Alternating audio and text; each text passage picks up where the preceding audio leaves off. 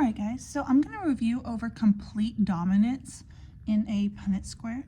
So for this complete dominance, we're going to go with capital T equals a tall allele, and lowercase t is for short. Alright, and so in complete dominance, remember anytime the genotype has a capital T in it, that means that that organism is going to be tall. In order to be short, it has to be lowercase t. So for this trait, for this match, I want to breed a heterozygous tall person with a homozygous short person. So remember, heterozygous means it is different. That means it has one of the dominant alleles and one of the recessive alleles, but the trait is going to be a tall person, whereas this one is going to be a short person because it has both of the recessive alleles.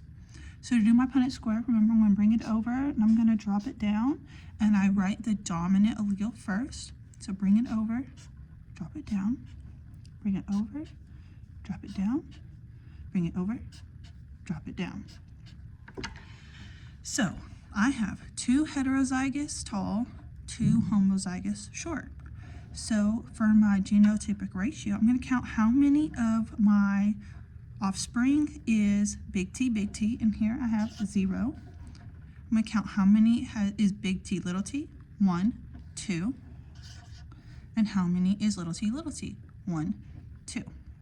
So that is my genotypic ratio. I count how many of each genotype is present in my Punnett square. So the next thing I'm going to do is I'm going to do the percent tall.